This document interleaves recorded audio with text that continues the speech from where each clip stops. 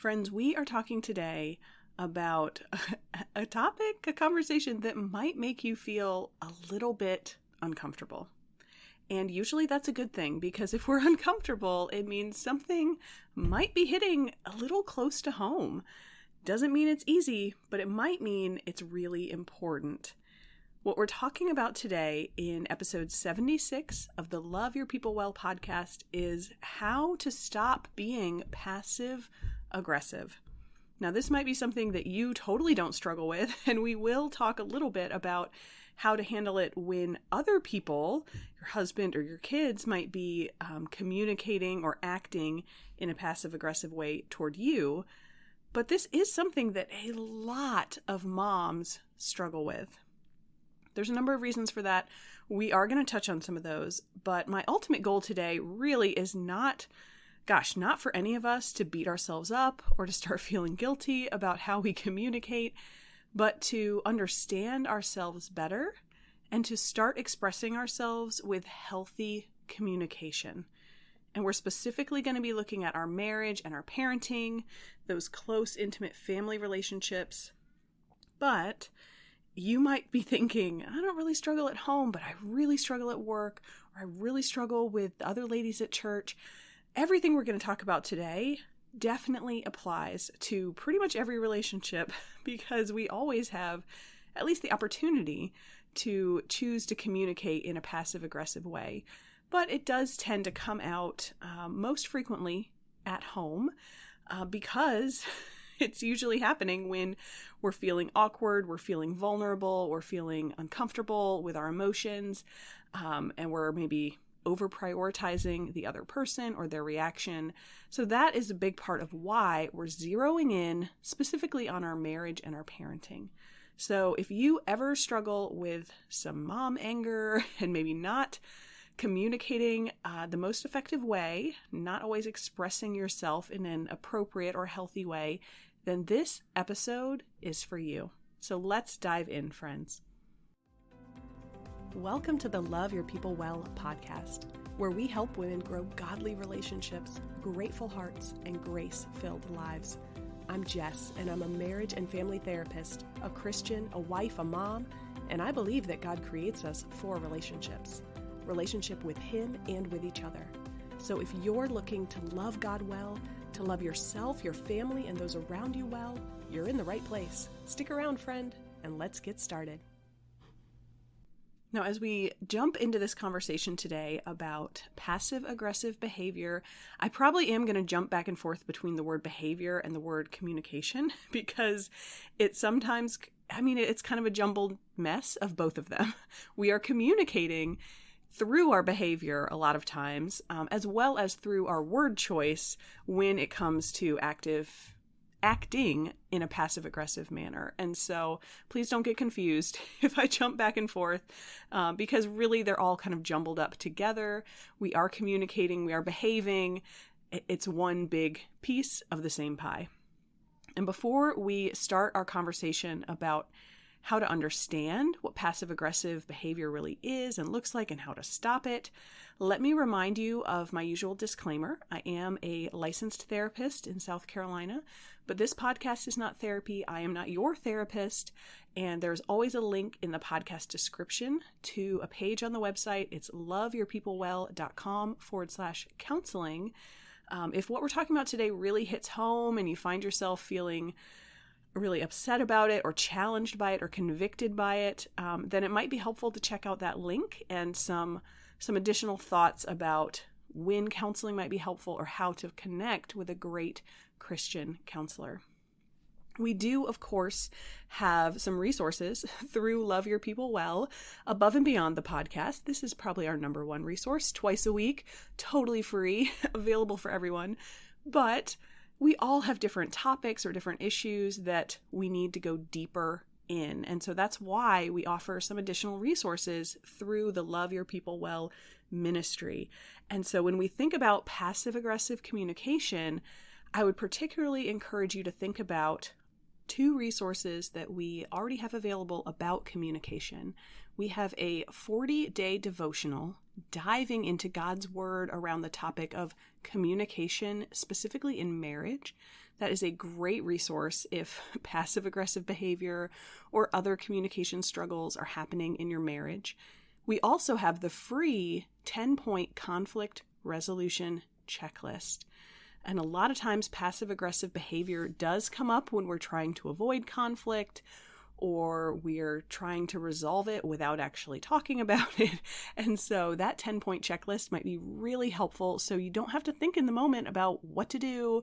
This is awkward. My emotions are high. You can just pull it out, walk through the steps, and hopefully that would start turning the conversation in a more peaceful and productive direction. So you will find links for the 40-day devotional on communication in marriage, as well as the free conflict resolution checklist. Links to both of those will be in the podcast description, and you can always find them on the website. The show notes for today's episode are loveyourpeoplewell.com/076. So we hit on my disclaimer, we hit on some resources. Let's get some clarity about what the heck we're talking about. So when I say passive-aggressive communication or behavior, what is that? I think sometimes we hear it as like a buzzword, but we don't necessarily understand what it is. Basically, what passive-aggressive behavior is it is an indirect way of expressing a hard emotion, frustration or disappointment or anger. So again, a lot of times this happens with our words. We start kind of talking around the issue instead of actually labeling our emotion or clearly expressing a need that we have or a struggle that we have. Sometimes we refuse to talk about certain things. We avoid particular topics or situations. And a lot of times, passive-aggressive communication also includes some communication tactics, kind of like sarcasm, sulking, using the silent treatment, procrastination. Like if you know something's important to someone, but you're a little bit annoyed with them, you just kind of put off doing the thing that you know they want you to do. So really, these are all examples of an indirect way that we're trying to show our emotions without actually verbalizing them, without acknowledging them, and without talking about them. So let's go a little deeper into a few examples here. And some of these, I'm not saying every single example, if you've ever done it, that you are struggling with passive-aggressive behavior. Most of us, at some point or another, are going to act or communicate in a passive-aggressive way. Obviously, the real issue is how habitual is this? How routine is this? Has this become the norm in your marriage or in your parenting? But a few specific examples would be claiming you're fine when you're obviously upset. And this happens a lot in our marriage, right? You come home, you've kind of got that little bit of attitude, and your husband's like, is everything okay? Is something bothering you? And for a variety of reasons, you just say, no, I'm fine. Everything's fine. When it's obvious that it's not fine. That is a really common example. Some other examples might be constantly complaining about a past event, something that someone did in the past, even though every time then someone tries to apologize for it or, oh, hey, let's talk about it. Hey, let's work through it. You're saying, oh, no, it wasn't a big deal. It's not even worth bringing back up. And yet you keep bringing it back up. We also see this really commonly with, again, kind of a denial that anything is wrong. But we're doing the heavy sighs repeatedly. We're pouting. We're slamming doors. Personally, for myself, I don't really slam a lot of doors, but I get more, I guess aggressive would be the word, with like putting down my cup or putting the silverware back in the drawer, whatever little thing, like just getting a little more aggressive with the objects that are around us. Specifically, if we think about our marriage, this is a place where sometimes we see the silent treatment getting used, ultimately really as a punishment, as a, I'm upset. Maybe I don't want to talk about why I'm upset, or we're not working through it very well together, and so I'm just going to avoid you, or I'm just going to sit next to you and I'm not going to talk to you, or you're going to ask me to do something and I'm going to, quote, air quotes here, forget to do it. None of that is actually healthy, productive, assertive communication. And then if we think about our parenting, sometimes this shows up as sarcasm with our kids. Not to say they always understand that, depending on their age, but we're getting frustrated, and instead of addressing the behavior, we might say something like, well, of course you're whining. What other option is there? Kind of a verbal expression of a frustration, a concern, something that we probably should deal with as a parent, but we're just kind of getting out the energy of the emotion without actually dealing with it. And that does not go a very long way in building a great relationship with our kids or building a great marriage. Sometimes this might look, especially with our kids or with our husband, really like backhanded compliments. Maybe you've been nagging them about a chore over and over again. They finally do it. And instead of saying thank you, or instead of saying, wow, you did a great job with this, you're making a comment like, oh, wow, the trash somehow made it all the way out to the street. It's a miracle. Now, sarcasm might not be your thing, and I hope not. It's typically not a very helpful way to communicate, but it is a common example of passive-aggressive behavior. These are not the only examples. This is not an exhaustive list, but I think most of us can particularly identify a time when we have basically said, I'm totally fine, it's not a big deal, we don't need to talk about it, when really it is a big deal. We probably do need to talk about it, and our attitude, our facial expressions, our nonverbals are sending the message, or trying to send the message, that we are not actually fine. Now, why is it important to deal with this, to start moving away from passive-aggressive communication and toward a healthier, I would say more assertive style of communication? There's a lot of reasons why that's really helpful, but ultimately it comes down to the intimacy that we want to have in our relationships. If we are acting in a passive-aggressive way, we're not being honest. Maybe not even with ourselves, definitely not with our husband or with our kids. And we cannot expect to have a real, deep, meaningful relationship with someone if we are not honest and able to talk through things, or at least willing to try to talk through things. But also, passive-aggressive behavior will impact your family life because nothing changes. When we're acting passive-aggressively, we're not solving problems, we're not working through conflict. Typically, if something changes, it's going to change for the negative because other people are going to get frustrated, or they're going to feel guilty. They're going to realize, at least in some subconscious way, I don't think everything is okay, but I can't solve a problem. I can't help. I can't change anything because my mom or my wife, is not letting me in on the secret, not letting me in on what is happening. And that makes people feel really frustrated. It can build resentment. It can build guilt. And communication becomes more of like a mystery, almost like we're putting other people, you're responsible now for reading my mind or figuring out what I'm thinking or feeling or struggling with. None of that is a recipe for a healthy, happy, peaceful family dynamic. And it is worth taking a few minutes to consider, why do we do this? Why do we say that we're fine when we are obviously upset? Why do we respond in a sarcastic way because we've got a lot of emotions and we aren't willing to or aren't wanting to talk through them?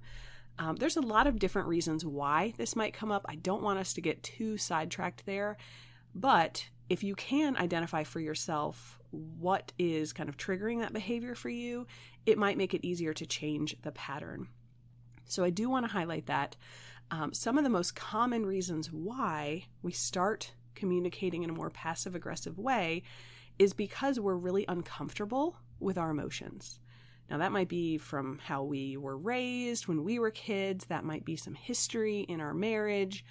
But if we don't really have a good vocabulary for our emotions, or a self-awareness.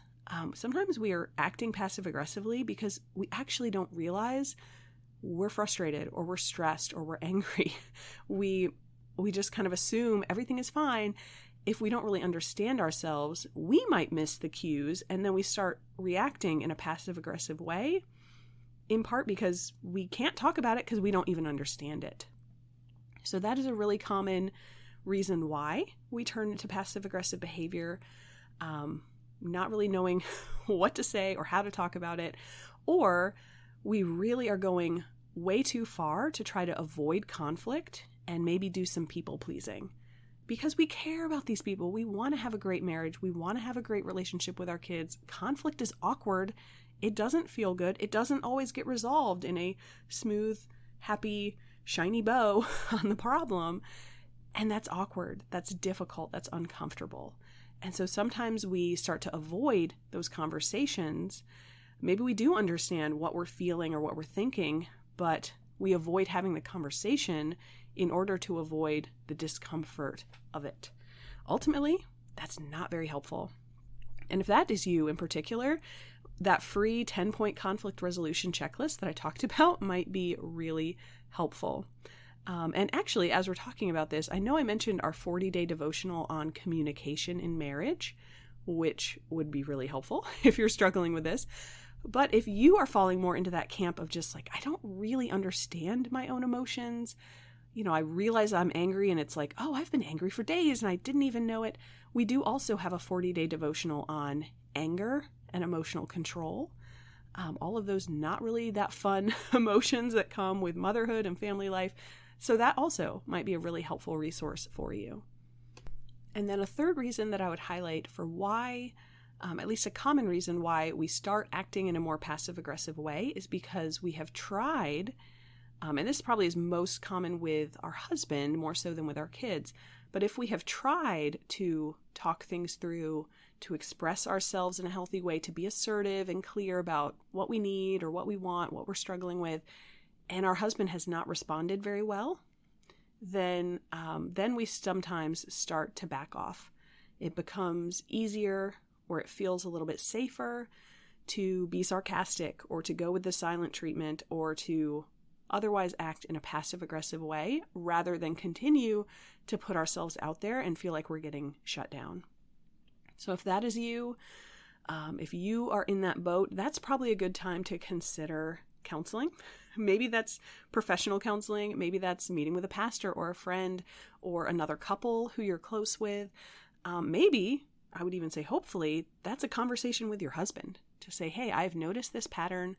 I don't think it's really the healthiest or the strongest foundation for our marriage. What can we do to start changing this dynamic? There's a number of ways you could handle that. That's not the direction we're heading in today, but we do need to acknowledge that sometimes we're acting this way because we've tried something else and we don't feel like it worked. So we've hit on what is passive-aggressive communication, a definition there. We've talked about some examples. We've talked about the impact that it has on our marriage and our parenting, why it is a problem, why we start acting that way.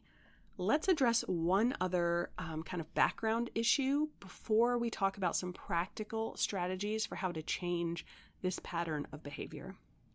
It is always worth, if we're worried about or wondering about a behavior in our lives, it's worth asking the question, is this a sin? Is it actually a sin to communicate passive-aggressively with your husband or with your children? And you probably could find counselors, theologians, pastors who would land differently on this question, but I would argue that yes, if you are acting in a passive-aggressive way, especially if you know it's happening, it's a sin. And that's true if you know it's happening, but really, like all sin, it's also a sin even if it's unintentional. We sin unintentionally all the time. We don't necessarily go into a conversation thinking, I'm going to be sarcastic in this conversation. But if we wind up being sarcastic, it's still a problem.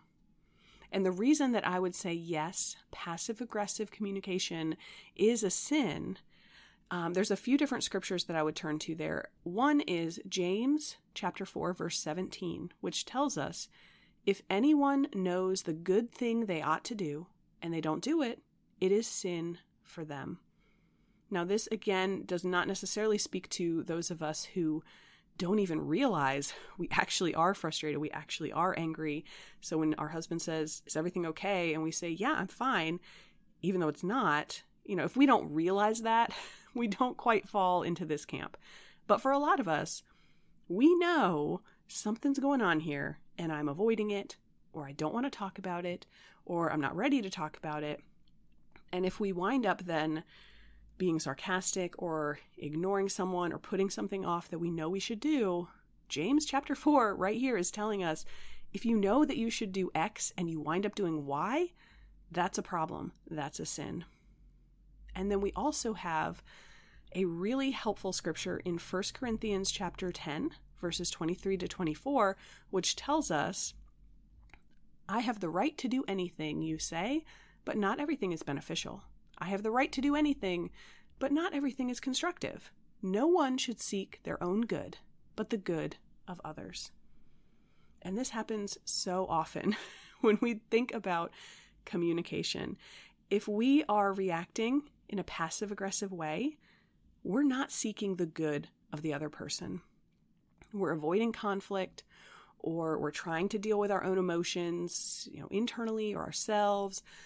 We might sometimes think, I'm not going to burden my husband with my anger. I'm just going to deal with it myself. Or I'm not going to, I've been yelling at my kids a lot today. I'm not going to yell right now. I'm just going to start being sarcastic or, get lost in my phone so that I'm basically ignoring them, but I'm not yelling at them. Ultimately, if we are acting in a passive-aggressive way, we are not seeking or acting in a way that would promote the good of that person or the relationship. And that's a problem. And we know that's a problem. We want to have deep, intimate relationships. We know that if we are always being passive-aggressive, that's not going to happen. But it is worth confessing this to the Lord and confessing it with our people.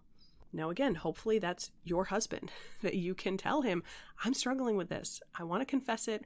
I'm trying to work on it. Please help me." Hopefully this can be a conversation. Maybe this is a confession to a friend or to your pastor.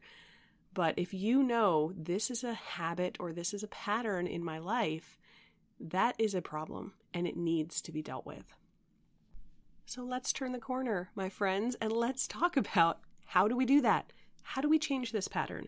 How do we step outside of our comfort zone and start communicating in a healthier way and start putting behind us that passive-aggressive communication? The best antidote for passive-aggressive communication is assertiveness. And it might help to think about communication kind of like a spectrum. On the one side, like maybe the far left, you've got passive behavior. People are walking all over you. Nobody really knows what you're thinking or what you're feeling. You're thinking or telling yourself, it doesn't really matter. It's my job to take care of other people. It doesn't matter what I'm thinking. It doesn't matter what I'm feeling. That is very passive behavior. On the other side of the spectrum, your right hand holding it out there, you might have aggressive communication. You're yelling, you're bullying, you're overly blunt, you're not really considering other people's emotions or thoughts or perspectives because you're so busy putting your thoughts and emotions and perspective out there. We don't want to be passive. We don't want to be aggressive. Our goal is to be assertive, to have a healthy, assertive communication style. And what that would look like, and then we will talk about some action steps for how to build this, how to develop this, how to practice this. But what would it even look like? It would mean you're confident and calm, even in the face of some difficult emotions, and you are able and willing to express your needs while respectfully responding to other people's needs. So you're not being aggressive, loud, yelling, demanding. You are considering the other person's point of view, considering their emotional experience. You are mindful of the emotional experience in the moment. And you're also not being a pushover. You're not totally shutting down. You're not giving in to what everybody else wants. Instead, you're noticing your own needs. You're practicing verbalization of your emotions or verbalizing those needs to your husband or to your kids.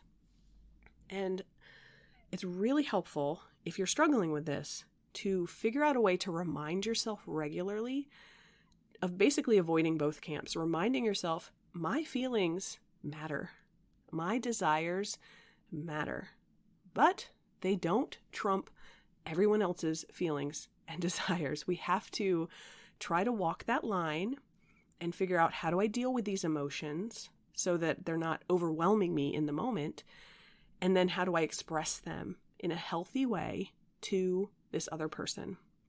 Of course, that will look different if it's with your husband or it's with your 5-year-old, but whoever it is, if that passive-aggressive temptation is coming up, we need a way to remind ourselves, calm down, let's recognize what's going on, and let's approach the situation and the conversation differently.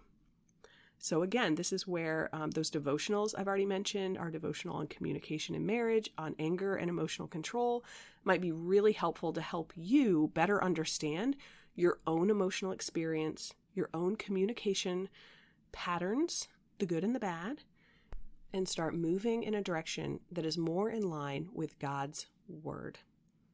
So if that is our goal, we're not passive, we're not aggressive, we're trying to be more assertive, here are a few action steps that are going to help you start moving in that direction.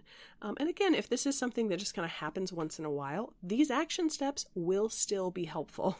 Or if someone, your husband or your kids, is approaching you in a passive-aggressive way, these action steps are still going to be really helpful because you can shift the conversation based on how you respond to that passive-aggressive behavior. So the first action step, really I've kind of already mentioned it, is figure out a way to give yourself whatever reminder you need or kind of calming prompt that you need to notice what's going on and to remind yourself to handle it differently. Now, how do we start practicing that? That self-awareness, this is a place where the goal is, in the moment, you're noticing, my husband asked me, how are you doing? And what I really want to say is, I'm fine. But to pause and actually ask yourself, am I fine? That first action step is trying to slow down our reaction. And you might not be able to do that every time, but when you notice it afterward, you can kind of look back and say, I said I was fine, but I've really been slamming around the silverware and slamming doors, and I'm feeling kind of huffy. Maybe I'm not fine. Maybe we notice it after the fact. That's fine. That's still a good time to pause and try to figure out what's happening. What am I actually feeling? What emotion word would I put on my experience here? And then that bonus step, that next step, why? Why am I feeling that way? Why am I feeling cranky? Why am I feeling frustrated? Why am I feeling disappointed? Whatever it might be, can we label the emotion and can we try to figure out why we might be feeling that way?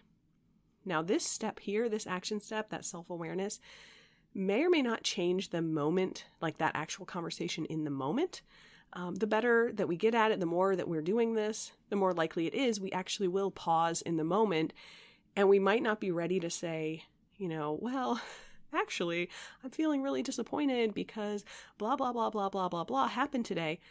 We might not be ready for that. Sometimes we might just need to say, I actually am not in a great mood, but I'm not really ready to talk about it, or I'm not in a great mood, and I don't really even understand it myself, so let me think about that, and maybe we can talk about it later. You don't necessarily have to go into the full conversation right then and there. It may not even be appropriate depending on who you're with, who's around, what's happening. But you can label it for the other person so that they understand what's going on. It gives them a realistic context for what's happening. It's not lying to them. It's not lying to yourself. It's maybe just acknowledging, I'm not ready to have this conversation. Or I don't really know what I'm feeling, but I know it's probably not very pleasant. So try to increase that self-awareness. And then a second action step that would be helpful to work on is practicing using your emotion words. And obviously in the counseling room, there's a lot of ways that we practice this that may or may not really fit in your normal everyday life, but you're communicating all day long. You're communicating with your kids, with your husband, with your friends. You're communicating inside your own head. Maybe you're even saying that out loud. Trust me, that does not mean you're crazy. I am a verbal processor. If I'm the only one in the room, I will talk out loud because it might help me process things. That's okay, but all day long we're communicating with someone, and maybe it's ourselves, maybe it's the Lord, maybe it's our prayer time or journaling time. Wherever we are communicating, we can practice using emotion words. And this might be easiest during that prayer time or that journaling time because you can kind of work through, you can try out 5 different emotion words. Humans are complex creatures. We can feel a lot of different emotions at the same time. And maybe you need to start with just the words, the kind of classic emotions: mad, sad, upset, frustrated, guilty. But all of those happen on a spectrum. And so over time, hopefully you can move from just, I feel sad, to I feel disappointed, or I feel upset, or I feel sad. That's a valid one. Or I feel depressed, or I feel overwhelmed. Like, these are all similar emotions, but they are different. So wherever you need to start, in your own head, in conversation with the Lord, with a friend, or maybe in a conversation with your husband or your kids, practice using emotion words. And again, this is a really helpful place. We've actually done a few episodes before about helping our kids learn these emotion words, learn how to handle their own temper, their own anger. I'll put a link in the show notes to some of those earlier episodes. You can find that at loveyourpeoplewell.com/076. But this is a great activity. Again, if someone else is being passive aggressive or struggling with their emotions, you don't need to tell them, well, you're feeling sad, you're feeling overwhelmed, but you can suggest it. Maybe you're feeling this. I wonder if you're feeling this. And you can just start labeling emotions for yourself, and that will build their vocabulary. Now, here's another action step for us: having those awkward conversations. We need to actually step into the fire sometimes, and it might not go well, but this is a great place to label up front, again, especially with your husband or maybe with your older kids, to acknowledge, I'm struggling with this. I need help with this. Maybe it's just labeling, I don't really know how I'm feeling right now, but it would be helpful to talk it through. It just might not be a very easy conversation. That you'd be surprised how labeling up front what you're struggling with or what your goal is in the conversation can really help the conversation go in a more helpful direction. In large part because it just gets everyone on the same page at the beginning. And these conversations, they might feel really awkward. You might feel like you're kind of spinning in circles. You're not really going anywhere. That's because you're practicing. That's because it's new.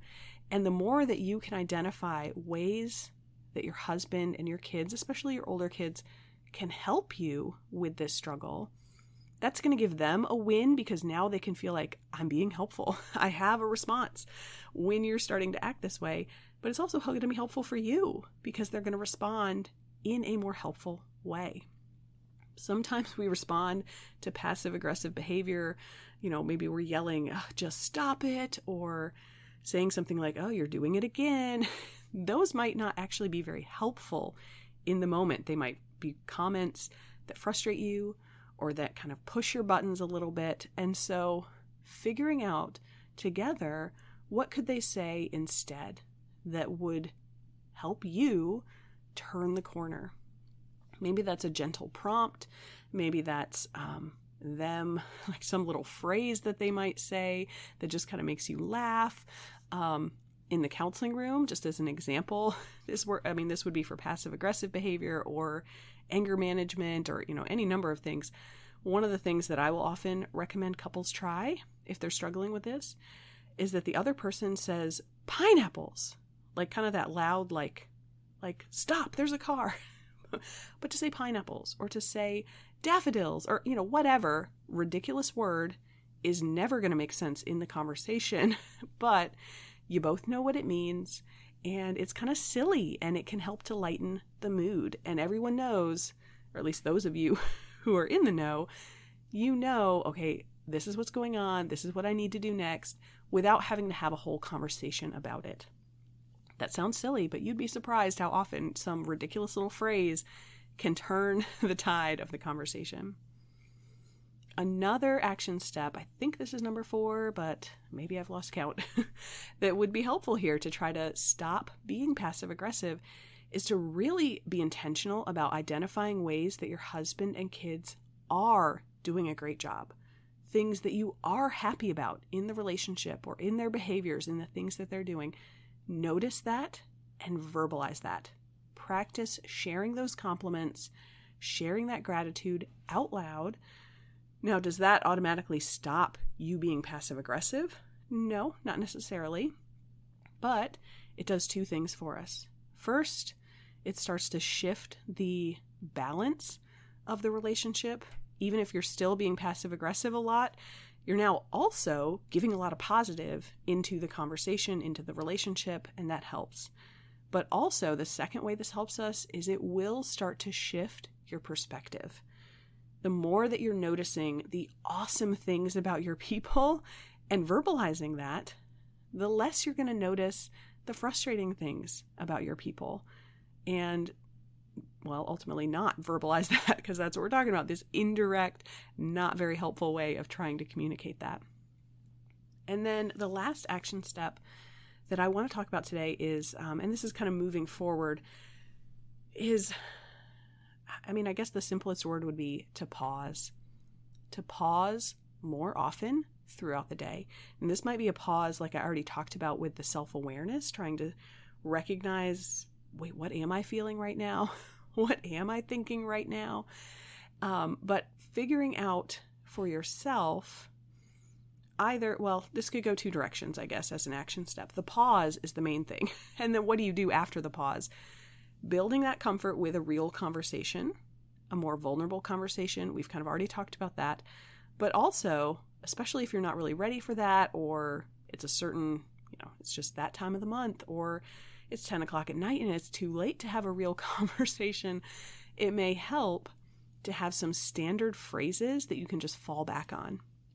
So this might be something like, and this again is just practicing it, maybe even writing it down for the beginning, but to pause. And if you can't move into a real conversation yet at that moment, I already gave one example, saying something like, I'm not really in a great mood, but I'm also not ready to talk about it. Thanks for asking. Let's come back to this later, or, something like that. I know that's not exactly how I worded it before, but having like a prepared standard response. Another example might be, honey, I love that you are noticing my emotions. It's really helpful for me.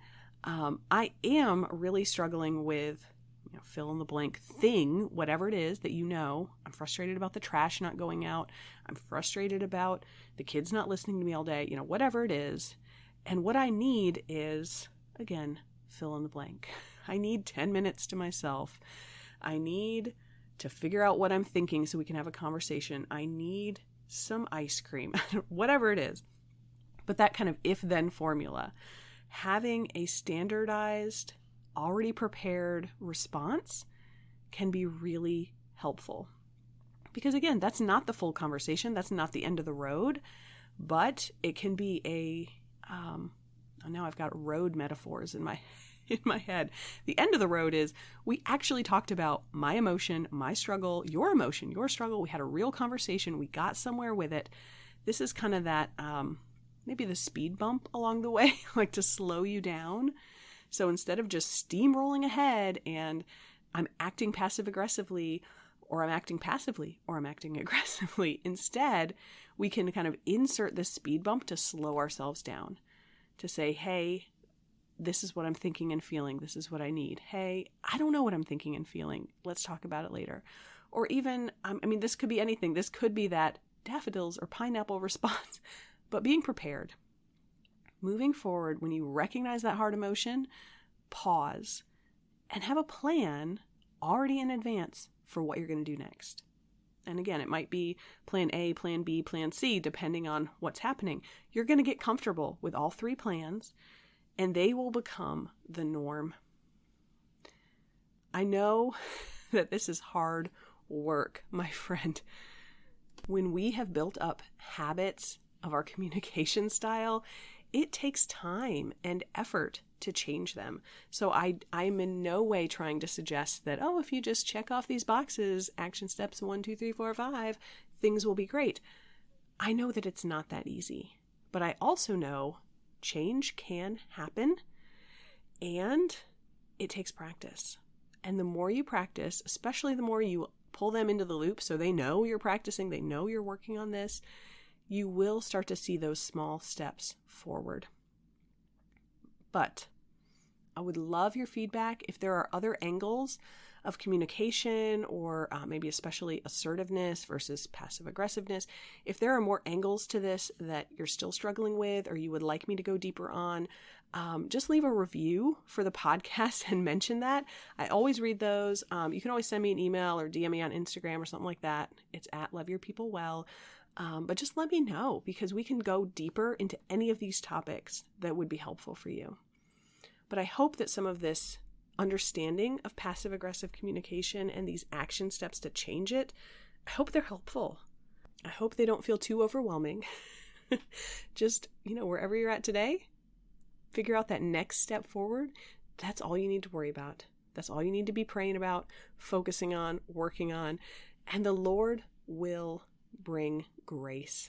That's what he does best. But my friends, that is all we have for today. Make sure to grab some of those resources that might be helpful for you. It's all on the website, loveyourpeoplewell.com. Reach out to me if there are other nuances here or avenues you would like to talk about further. But until then, my friends, hugs and blessings to you. I'll talk to you soon. Hey friend, before you go, if this episode was helpful or encouraging for you, head on over to Apple Podcasts and leave a written review. It not only encourages me, it helps other women connect with this community.